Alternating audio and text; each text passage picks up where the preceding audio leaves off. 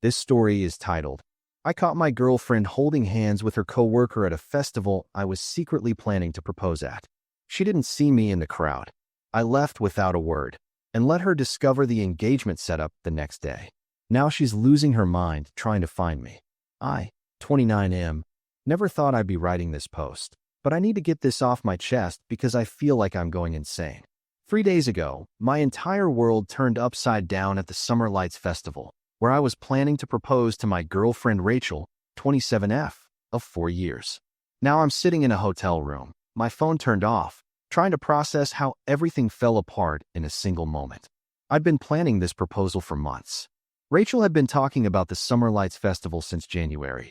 It's this huge annual event in our city with art installations, music, and thousands of lanterns lighting up the night sky. She called it magical last year, so I knew it would be the perfect spot. I'd coordinated with the festival organizers to set up a special area by the lake, where I'd arranged for hundreds of lanterns to form the words, "Marry Me," while her favorite local band played our song. The plan was to get separated in the crowd around 9 p.m., then have her best friend Ashley, 28F, guide her to the proposal spot.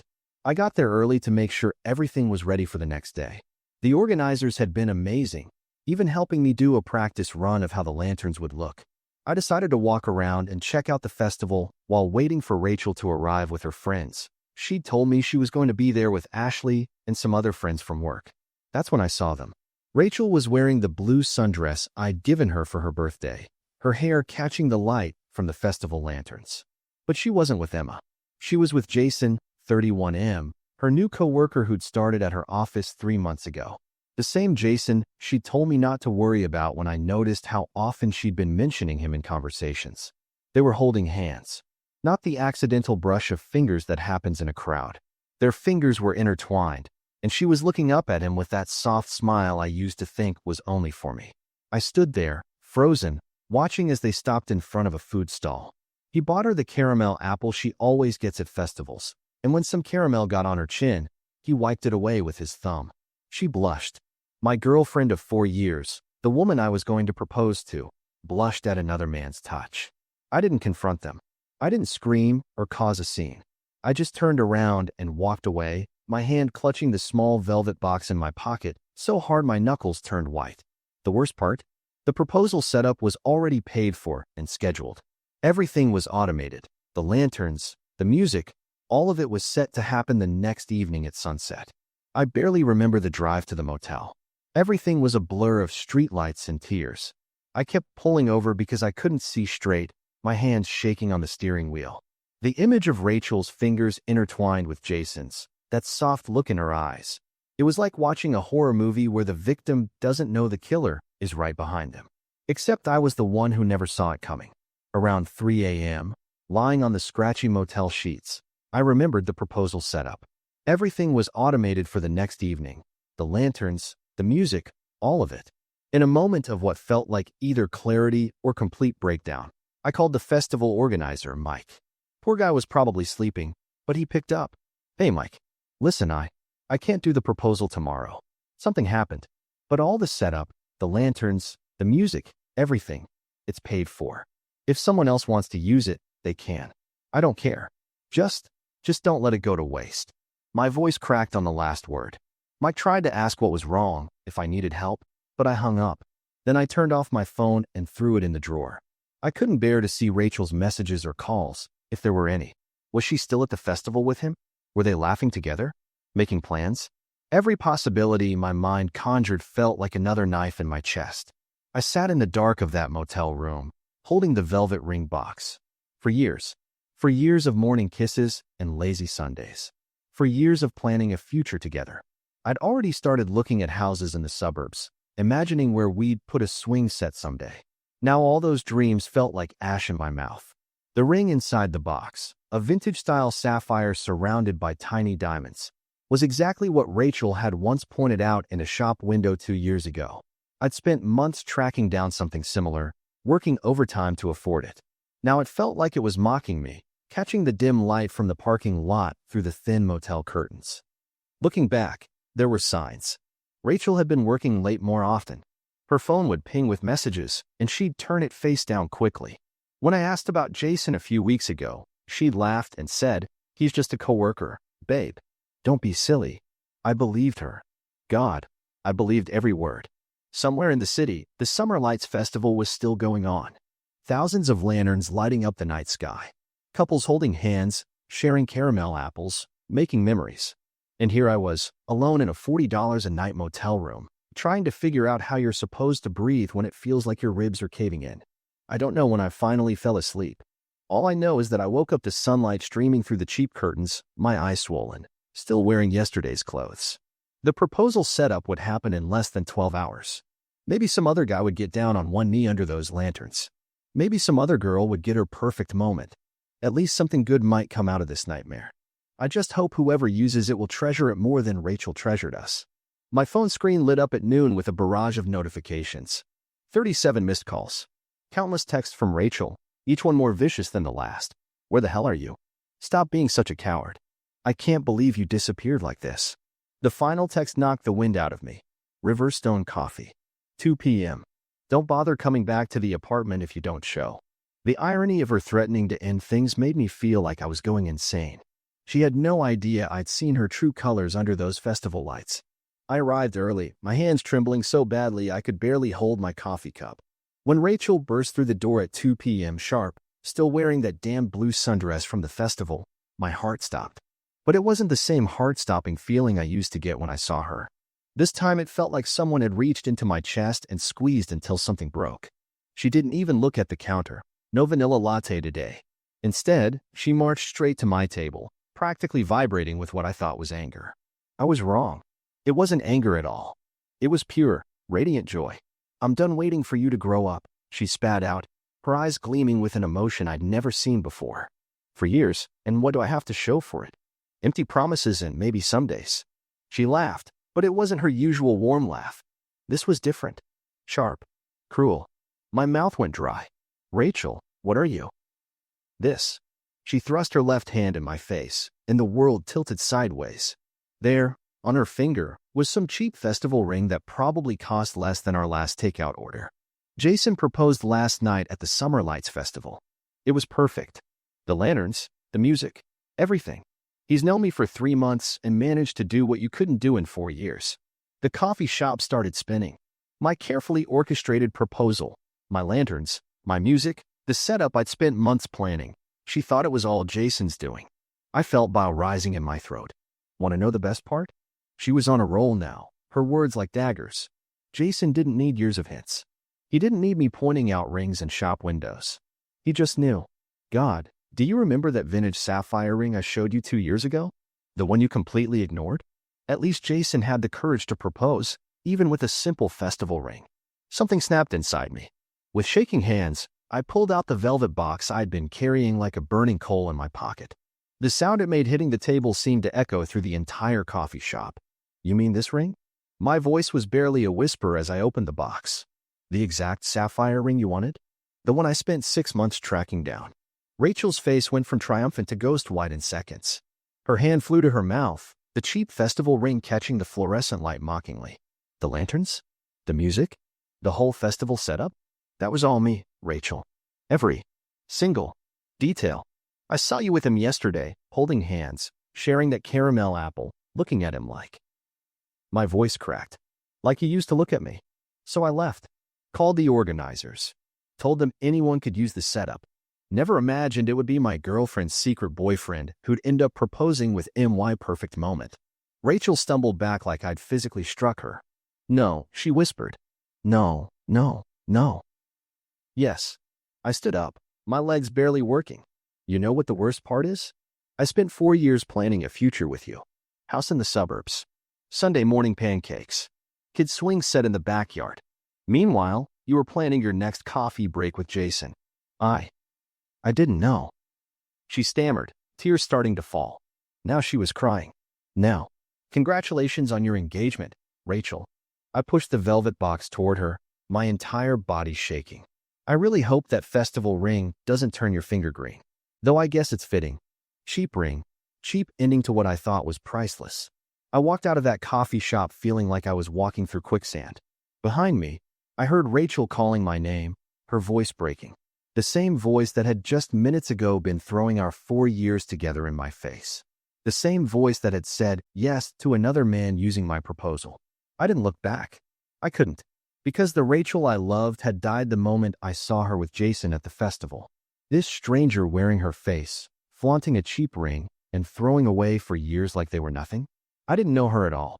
I sat in my car outside the coffee shop, my hands gripping the steering wheel so hard my knuckles turned white. Something wasn't adding up. The lanterns, the timing, Jason knowing exactly where to stand. It was too perfect. Then it hit me like a thunderbolt. Ashley. She was the only one who knew every detail of my proposal plan. The exact time the lanterns would light up. The precise spot where they marry me would be visible. The moment the band would start playing. She was supposed to guide Rachel there, to be part of our perfect moment. My hands were shaking as I pulled out my phone and called her. She answered on the first ring, her voice artificially cheerful. Hey, I've been trying to reach Parkview Cafe. 20 minutes. My voice didn't even sound like my own. Don't you dare say no. There was a long pause. Okay, she said quietly. I got there first and watched her walk in. Ashley, Rachel's best friend for 10 years, the person who'd helped me plan every detail of the proposal, who'd gushed over my choice of ring.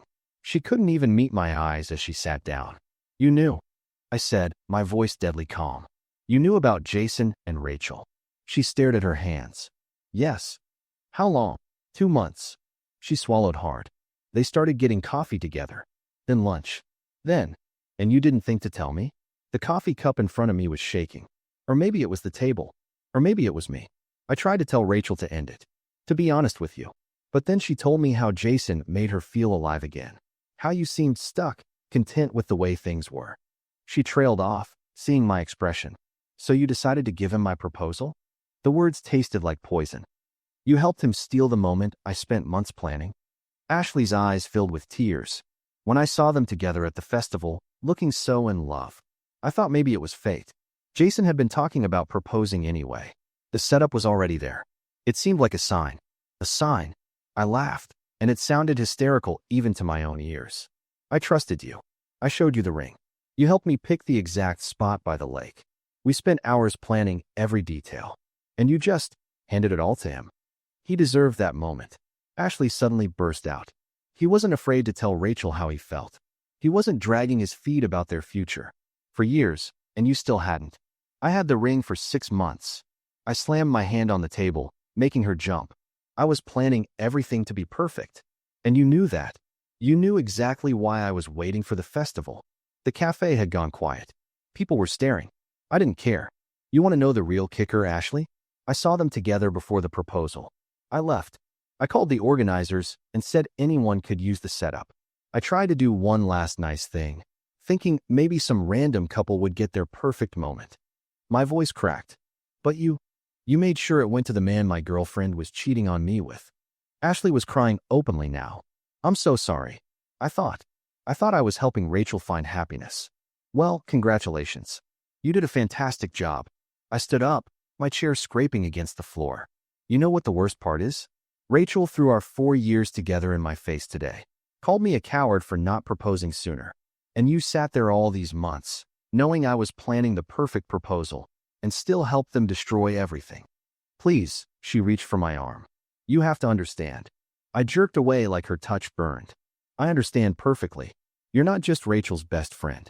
You're the perfect matchmaker. Hope you're proud of your handiwork. As I walked out, I heard her call after me, just like Rachel had at the coffee shop. But this time, I didn't feel broken. I felt fury. Pure, white-hot fury. Not just at Rachel and Jason anymore, but at Ashley, the friend who'd smiled to my face while orchestrating the perfect betrayal. Life has a sick sense of humor. 3 days after discovering the truth about Ashley's betrayal, I was grabbing some essentials at Morton's Market when I heard that familiar laugh. Rachel's laugh. The same one that used to be my favorite sound in the world. They were standing by the coffee counter, Rachel, Jason, and Ashley, looking like some perfect little squad. Rachel was wearing that green sweater I'd given her for Christmas, her hand intertwined with Jason's, that cheap festival ring catching the fluorescent light. Ashley was gesturing animatedly about something, probably planning their perfect little wedding. I could have walked away. Should have walked away. But then Jason spotted me and had the audacity to smirk. Hey man, he called out, his voice dripping with fake friendliness. I never got to thank you for the amazing proposal setup. The lanterns, the music, pure genius. Couldn't have planned it better myself. Everything went red. Rachel's face drained of color. Ashley grabbed her arm, trying to pull her back. Jason, don't, Rachel started, but he was on a roll. And that spot by the lake? Perfect lighting for photos. Ashley told me all about how you spent months planning it. He grinned, actually grinned. Guess you just needed someone with the balls to actually use it. I don't remember moving. 1 second I was standing there, clutching my shopping basket. The next my fist was connecting with his jaw. Jason stumbled back into the coffee counter, cups crashing to the floor. You smug piece of shit, I spat, shaking out my hand. You think this is funny? Taking another man's girlfriend? Stealing a proposal that wasn't meant for you? Stop it, Rachel shrieked, helping Jason up. His lip was bleeding. Good. Oh no, Rachel, let him talk. I laughed, and it sounded unhinged even to my own ears. Let your brave new fiancé tell everyone how he proposed. Tell them about the lanterns that I paid for. The music I chose. The spot I picked out. Go ahead, Jason. Tell them how you swooped in and stole 4 years of planning in one night. I didn't steal anything. Jason wiped his lip, his smirk finally gone. She chose me. After you what? A few coffee breaks? Some late nights at the office? Real classy, both of you. I turned to Ashley, who was trying to disappear behind Rachel. And you, the master puppeteer. How long did you practice looking me in the eye while planning to hand everything over to him? It wasn't like that, Ashley whispered, tears in her eyes. No? Then what was it like? Enlighten me. Because from where I'm standing, you're all perfect for each other. The cheater, the thief, and the traitor. I gestured to each of them in turn. Hope you framed those proposal photos, Rachel. Put them right next to the pictures of us you probably already deleted. They'll make a great story for the wedding album. How your husband proposed using your ex-boyfriend's plan. You need to leave. Jason stepped forward, trying to look tough despite his swelling lip. I leaned in close, my voice dropping to a whisper. Or what? You'll steal my threats too. Security was approaching. Of course they were. I straightened up, looked at the three of them, Rachel clutching Jason's arm, Ashley hiding behind them, all wearing matching expressions of shock and guilt. You know what? You deserve each other. Really. The perfect little trio. I picked up my dropped basket. Hope that ring doesn't turn your finger green, Rachel. Though I guess fake jewelry suits a fake relationship. As I walked away, I heard Rachel call my name. Just like at the coffee shop. Just like every time. But this time, I turned around. Don't. My voice was ice. Don't you dare say my name like you still have the right. You want your perfect little romance story? Fine. Tell everyone how Jason proposed. Tell them about the lanterns and the music. But remember this, every single detail of that night, that was meant to be our moment. And you all turned it into a cheap copy of something that could have been real. I left them standing there, surrounded by spilled coffee and shocked onlookers. My hand was throbbing, my heart was racing, but for the first time since the festival, I felt something other than pain. I felt free. 2 weeks after the supermarket incident, our city was celebrating its annual Heritage Day. The whole downtown was packed with people, music, and food stalls. I hadn't planned on going, but my friend Steve dragged me out, saying I needed to stop hiding in my apartment. That's when I saw them. Rachel, Jason, and Ashley were standing near the main stage, laughing with a group of our mutual friends. Rachel was showing off that cheap ring, probably spinning their fairy tale proposal story again. The festival proposal had become local news. Everyone thought it was the most romantic gesture ever. The story had spread through social media, with people sharing videos of the lanterns spelling out, "Marry me." My proposal had become their love story. Something in me snapped.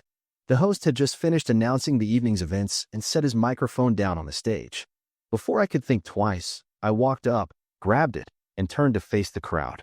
Hey everyone. My voice boomed through the speakers. Sorry to interrupt, but I have a story you all need to hear. You know that amazing festival proposal everyone's been talking about? The one with the lanterns and the music? The crowd turned toward me. I saw Rachel's face go pale. Jason started pushing through the crowd, but he was too far away. See, those lanterns? That music? That perfect proposal spot by the lake. I spent 6 months planning all of it. Every detail. Want to know why? I pulled out my phone, opened the gallery. Because this was my proposal. Here's the receipt for the lanterns. The contract with the festival organizers. The emails planning every minute. People were murmuring now. I saw phones coming out, recording. But here's the twist. The night before, I caught my girlfriend holding hands with her coworker. The same guy who ended up proposing to her using MY setup. And you know who helped him do it? Her best friend Ashley, who'd spent months helping me plan the original proposal. Ashley tried to disappear into the crowd. Rachel was frozen in place, that cheap ring now looking like a neon sign of betrayal. So to everyone who shared those proposal videos, who called it the most romantic thing ever, you were right. It was romantic, because I designed it to be. I just didn't expect my girlfriend's affair partner to steal it, or her best friend to help him do it. Jason finally reached the stage. Shut up. You're just jealous. Jealous. I laughed into the microphone. Of what? A man who couldn't even plan his own proposal? Who had to steal someone else's moment? The only original thing about you is that ring, and we can all see how much thought you put into that. The crowd had turned to look at Jason, Rachel, and Ashley. I saw disgust on their faces. Phones were pointing at them now. Someone in the crowd shouted, "That's messed up." So congratulations, Jason and Rachel. You got your perfect proposal story. Hope it was worth destroying 4 years of love and trust. And Ashley, I found her trying to slip away. Next time you help someone steal a proposal, maybe check if they're man enough to handle the truth coming out. I dropped the mic and walked off the stage. The crowd parted for me like I was Moses. Behind me, I could hear Rachel sobbing, Ashley calling after me, and Jason. Jason was standing there, finally looking like what he was, a thief caught in the spotlight. 3 days later, I heard from mutual friends that Jason had packed up his desk at work and left town. Apparently, being known as the guy who stole another man's proposal wasn't great for his reputation. He didn't even say goodbye to Rachel, just left a note saying he needed a fresh start. The cheap festival ring? Rachel threw it in the river during a drunk crying session with Ashley. Karma, as they say, is a patient executioner. Sometimes she just needs a little push and a microphone to get the job done. A month after the Heritage Day incident, someone started pounding on my apartment door at 11 p.m. I'd just finished setting up my new rescue dog's bed, a scruffy little thing with uneven ears and a crooked tail that nobody wanted. I'd named her Rachel, partly because she looked as messy on the outside as the real Rachel was on the inside, and partly because it made me laugh every time I had to yell, "Rachel, stop eating garbage." When I opened the door, there stood the human Rachel, mascara running down her face, clutching a bottle of wine. She looked almost as disheveled as my dog. "I made a horrible mistake," she sobbed, trying to push past me into the apartment. I blocked the doorway. "Actually, you made several. Which one are we talking about? The cheating? The stolen proposal? Or letting your boyfriend run away without even a goodbye?" "Please," she whispered, her voice cracking. I was stupid. I got caught up in the excitement with Jason. He was new and interesting, and now he's new and interesting in another city. I cut her off. Behind me, my dog Rachel started growling. "Good girl. I threw away 4 years for nothing." She was full-on crying now. "You were going to propose. You had the perfect ring, the perfect plan, and I ruined everything because I was too blind to see what was right in front of me." Funny how hindsight works, isn't it? I leaned against the doorframe. "You know what's really ironic? You spent months complaining I was taking too long to propose, while I was literally planning the proposal of your dreams. But hey, at least Jason didn't make you wait. Too bad he also didn't make you stay." She flinched like I'd slapped her. "I deserve that. But please, can we just talk? I miss you so much. I miss our life together. I miss Rachel." I called out sharply. Both the dog and my ex jumped. "No eating garbage." My dog left whatever she was sniffing and trotted over. Human Rachel stared at her, then at me, realization dawning on her tear-stained face.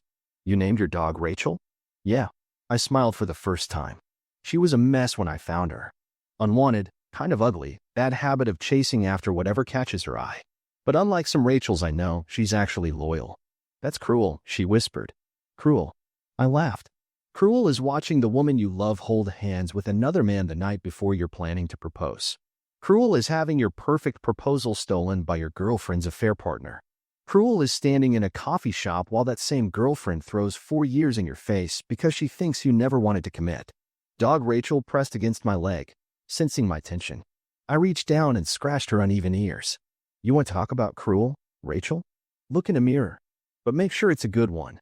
Wouldn't want you to miss any details, like you missed everything I was planning for us." I still love you. She tried one last time, reaching for my hand. No, you love the idea of me. The safe backup plan. The longtime boyfriend you could complain about to justify your cheating. I stepped back into my apartment. Go home, Rachel. You're drunk, you're pathetic, and you're not welcome here. My Rachel might eat garbage, but at least she knows where her home is. I closed the door on her protest in tears. Inside, my dog jumped on the couch, something I'd never let the old Rachel do, and looked at me with her crooked smile. Good girl, I scratched under her chin. At least one of us learned how to avoid toxic relationships. I could still hear human Rachel sniffling outside my door, but for the first time, the sound didn't rip my heart out. Instead, I settled on the couch with my ugly, loyal dog and finally felt at peace. Sometimes the best revenge isn't just exposing the truth or watching karma do its work. It's finding happiness with someone who actually deserves your love, even if that someone has 4 legs and questionable taste in snacks. Besides, my Rachel might not be the prettiest dog at the park, but at least she didn't steal anyone's proposal.